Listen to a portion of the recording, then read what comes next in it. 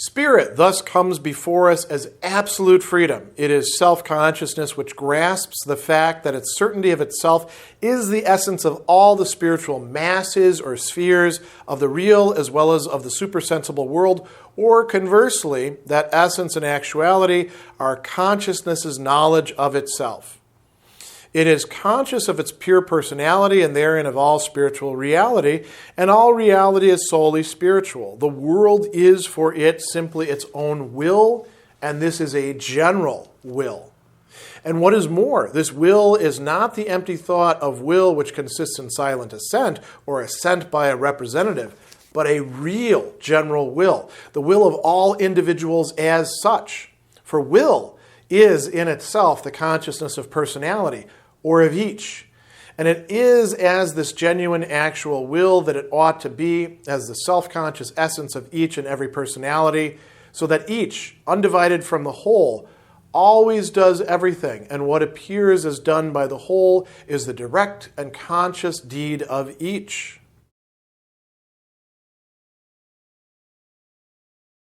There is a clarificatory question that we should be asking at this point in this section, Absolute Freedom and Terror.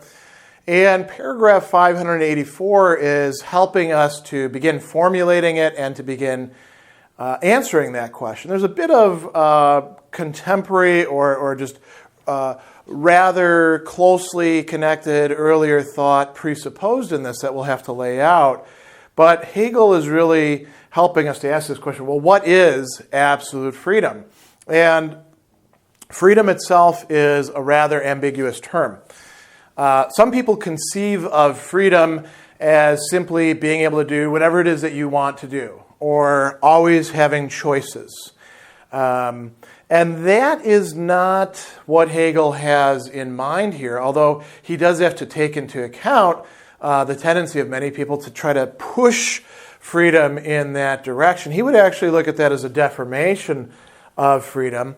And here we might think of a distinction that gets made a little bit later on, but which is quite active in modern thought, that between positive and negative freedom. Negative freedom is what many people have in mind when they conceive of freedom as nobody interfering with them, getting to do what it is that they want to do in a sort of superficial way. Positive freedom is something a bit more robust, and this is distrusted by many of the advocates of negative freedom. Hegel is a big proponent of positive freedom, the freedom to actually develop in the way that you ought to incorporate within your own life, within your own, to bring up a word he's going to use here, personality, what it is that is going to bring you to your fulfillment, which might include connections with other people, and might include, actually will include, giving up some freedoms that negative freedom would really stress. And then we also have this term absolute mixed in there as well, right?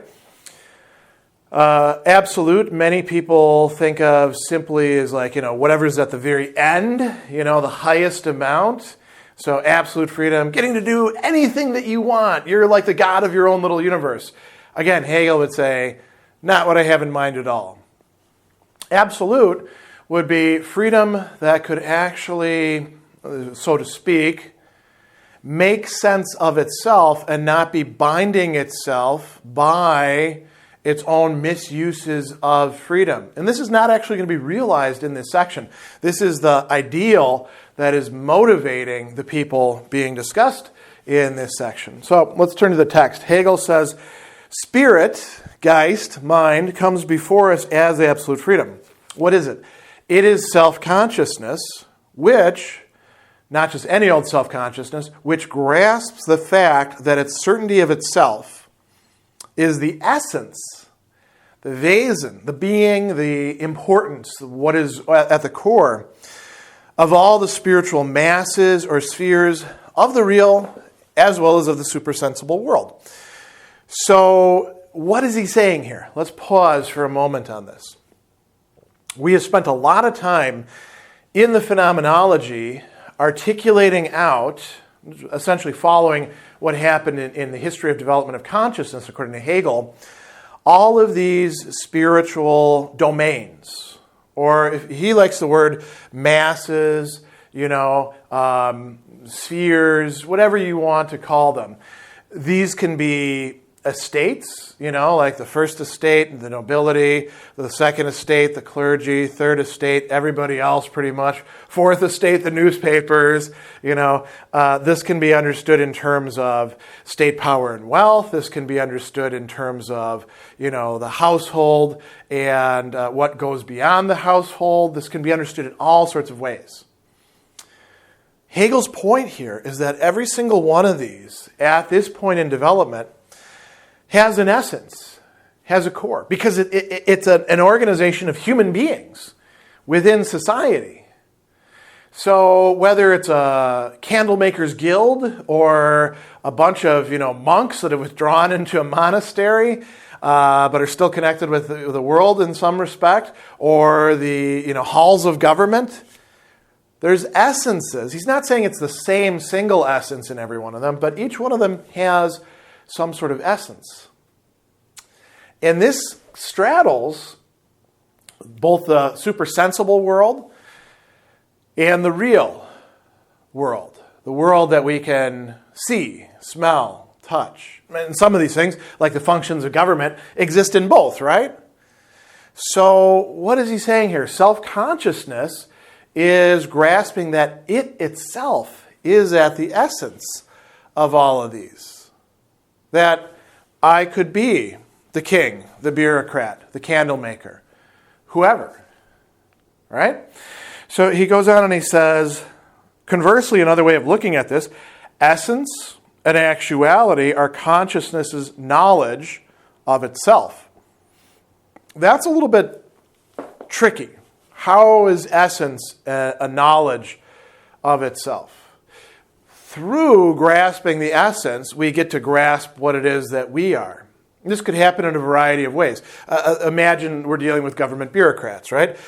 Spiritual mass. I go in to get my driver's license renewed, and they treat me as if I'm just a client to be, gotten through as quickly as possible. Well, I'm learning something about what I am, at least to these people, and how they work, and how humanity works in them. And we're also learning about actuality in that case as well. So he goes on and he says, self-consciousness is conscious of its pure personality and therein of all spiritual reality. Now, is this every single self-consciousness? No. If your self-consciousness is sort of immured in one of these spiritual masses, and you're just so focused on your project, right, your zaka, to use the earlier terminology running throughout the reason and the spirit section, the affair that you're focused on, then you won't raise your head above and see this. But if you do, and if consciousness has become raised to the level where ordinary people can start to have opinions, actual, well thought out opinions about what the government ought to be doing or where society is going, and not just the sort of knee-jerk, it's all crap, or this is the best of all possible worlds sort of stuff, but sophisticated understandings of these, then they are in the role of self-consciousness there. So he says it's conscious of its own of its pure personality, therein of all spirituality, and all reality is spiritual. All reality, this is Hegel's idealism, right? This is part of what idealism means. All reality is spiritual, or geistige. You could also think of it as mental. All reality is for consciousness. There, even if you talk about the thing that's unconscious, well, you're talking about it, so it is, in fact, in some way conscious. You can bring it to consciousness, right? You can think about it. You can talk about it. So this is very important. He goes on and he says, now here's a major transition. The world is for it simply its own will. And this is a general will. Now, why is Hegel bringing up will here?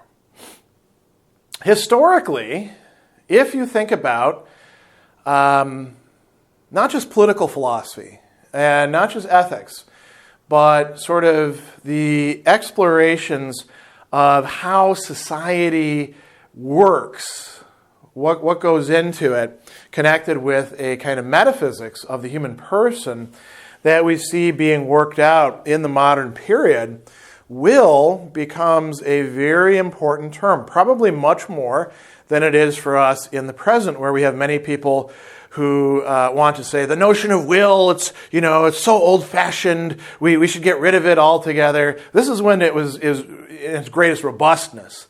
So what is a will?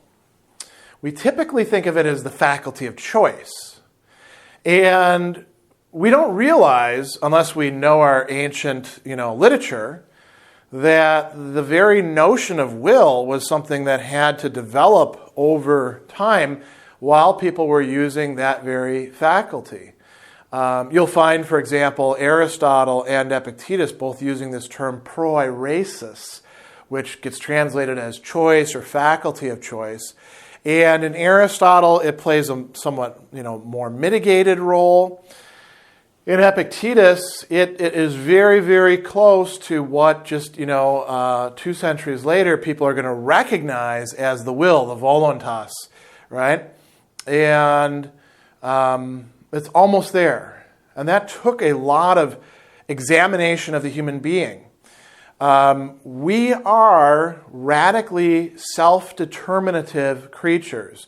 We're also determined by all sorts of other things. They condition us, including our own dumb choices that we made in the past that then redound upon us and cause us to do certain things. But we do have freedom. That faculty of freedom, that faculty of productive choice of doing things, is the will. And it's been conceptualized in many different ways. Some conceptualize it in such ways that it essentially disappears. Think about Hobbes, for example, for whom you've just got all these different impulses moving around within the mechanism of the human being, and the last one that actually decides things, that's the will. That's almost a purely nominalistic conception of the will. More robust notions of the will include this capacity to express our own personality and to develop our own personality and to shape ourselves via the will. When we do so, we're also shaping others. We're also shaping society. So now we come to the notion of a general will, an allgemeines Wille, right? What is the general will? It's no longer just the will of me and that person over there as individuals, as Einzelness, as Hegel says in this passage. It is the will of a larger group. And again, Hobbes provides us with a really great way of looking at this.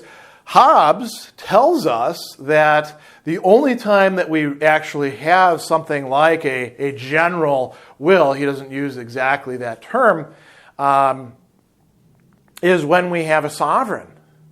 When we have a legitimate sovereign who is, part of the social contract and the enforcer of it. Otherwise, it's just one person imposing his or her, usually his, will upon a strata of other people below them. And that is not a general will. That's a purely individual or personal will, despotically, tyrannically dominating others. Now, this notion of a general will, this is, in fact, one of the dreams of both the Enlightenment and of the Romanticism that is emerging as well. And you can see them both clearly reflected in, for example, Rousseau's social contract. Right? This is a concept that is playing a major role at the time, particularly in the French Revolution. So Hegel goes on and he says, what's more, this will is not the empty thought of will which consists in silent assent, or assent by a representative, but a real general will. The will of all individuals as such. Every rational being, every rational self-consciousness, in whatever group they're in within society, ought to be able to recognize the general will. By recognizing it, by grasping it as what ought to be in the situation, as what is rational, they are in fact taking part in that general will. This is where it gets kind of interesting and complicated, and we should pause on this for a moment. This is very well worth going through the history and thinking about unpacking the ideas where they're a little bit ambiguous. Rousseau has this famous phrase where he says that sometimes people have to be forced to be free. That is, if your own individual standpoint or your own membership, let's call it, within one of these spiritual masses precludes you from being able to assent to and thereby participate in the general will, in what is good for society as a whole, then perhaps you have to be coerced. Force has to be used against you. Ideally, we try to reason with you first, or we work upon your sentiments. We try to rework them. But if need be, we may have to use force to get you to recognize that what's good for the whole, the totality, is in fact good on a different plane than our mere individual good for each individual and for each group within society. This is one of the, let's call it, problematic aspects of the Enlightenment. And by problematic here, I don't mean it the way that some people do, where that's a stopping point for thought, and they say, oh, well, that's problematic, so we can't do that. No, when something is problematic, that means that it needs to be thought through more. It needs to be talked through more. It needs to be worked through in other ways. Problematic is not a stopping point. It's not an aporia. A problem is something placed before us, thrown before us, in order for us to work upon. And in the Hegelian dialectic, a problematic is something that by working upon, we actually make progress. Problematic and progress are connected with each other. So now let's go on a little bit further. He says, will is in itself the consciousness of personality. Isn't that an interesting way to characterize this faculty of will? When you think about your own choices, your own individual choices, let's say you dissociate them from each other in an artificial way that is not really reflective of your life, unless your life is a total mess and you're just lurching from situation to situation with no memory of what happened in your past, just trying to solve each problem as they come along, which can be the case for some people, right? We're going to abstract from that, and we're going to talk about the will the way that people doing philosophy of action do, as if there exist spots where everything else in the past really doesn't exist, and we can look at things in this hermetically sealed isolation. What is your will doing?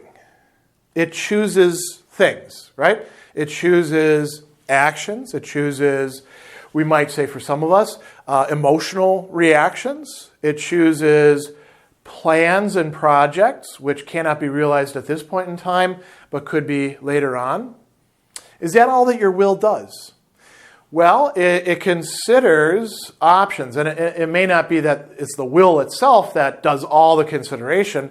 Traditionally, we said that there's, say the intellect or reason that's also helping out and maybe giving orders to the will or suggestions to the will. There's different anthropologies that come up with different ideas about how this takes place, right? And it could be that there's other parts of us as well that are influencing the will.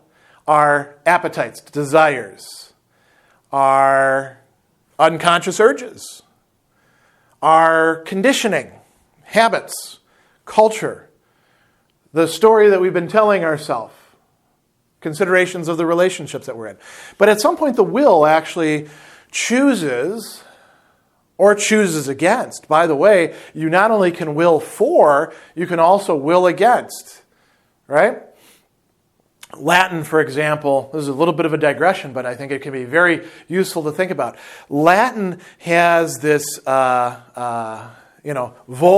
right? To will, to choose, to want. It also has nolere, to want against, to choose against.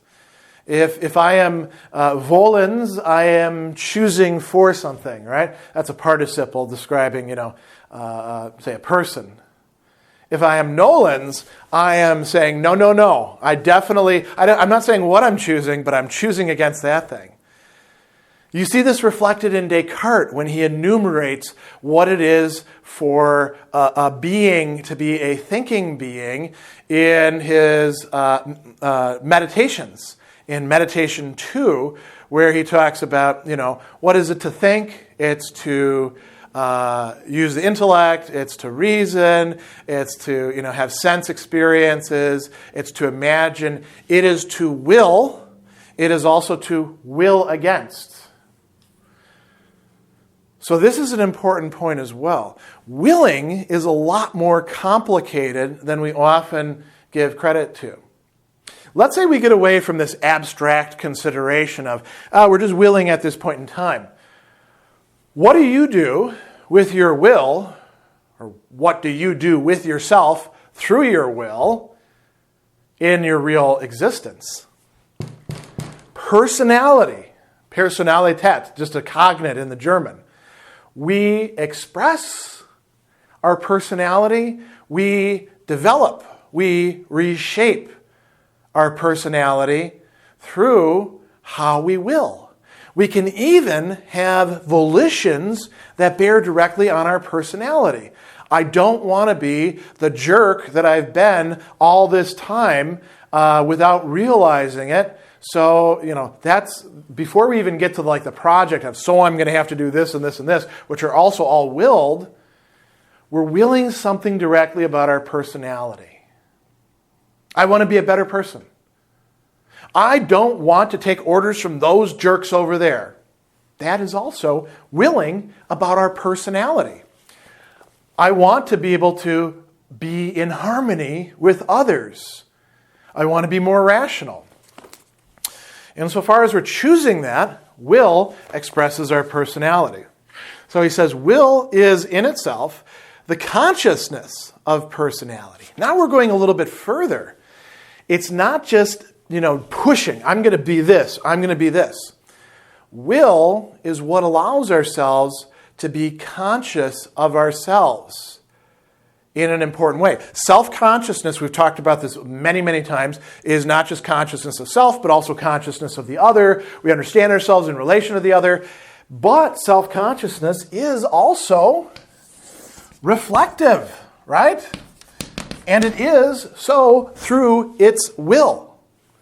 So now expand the will much larger, so that we're talking about the will of all, the general will, as he calls it. He says, this will is the real general will, the will of all individuals as such. Will is the consciousness of personality or of each. And he goes on and he says, it is as this genuine actual will that it ought to be, as the self-conscious essence of each and every personality. Now, we're no longer talking about the essence solely of social groups or institutions or organizations. We're talking about each individual having an essence. And at least in thought, if not in complete reality, the self-consciousness that is grasping the general will is ideally grasping the will of each of those individuals out there. Now, this is going to be an approximative process, is it not? It's not something that I think we could actually even successfully wrap our head around. Think about how complicated the human beings that you interact with are just by themselves. Now imagine trying to understand their whole processes of motivation. That would be quite difficult, would it not? So we're going to do this, ideally. But he says, the general actual will, it will be the self-conscious essence of each and every personality, so that each, undivided from the whole, always does everything. This is another key aspect of the Enlightenment treatment of the general will. The idea, and again, this goes all the way back to Hobbes, right? And it's not just Hobbes, of course, so don't associate it exclusively with Hobbes. Think about the encyclopedists, think about Rousseau, think about all these other social thinkers on the way to Hegel. But the idea is that by being part of this general will, by being incorporated into it rather than merely represented in it, each of us will be doing what it is that the general will decides. So if the general will says this country has to go to war with this country, we're all at war with them, whether we're on the battlefield or not. If it says we must make progress in education within our domain the primary objective, then that becomes the primary objective of all of us, even if we're just sweeping the floor within the laboratory. This is a very important point. There's an identification of the individual with the general will that's going on. So he says, each undivided from the whole always does everything, and what appears as done by the whole is the direct and conscious deed of each. Not just direct, but conscious. Each of us is part of this larger totality, this larger whole of the general will. Now, we've come quite a long ways. How is this absolute freedom? This is what absolute freedom is going to look like in part for Hegel. Or you might say this is how the conception of absolute freedom that was developing out of the Enlightenment finally takes shape. And we're going to see whether this really does hold up or not, or whether there are some problems with it.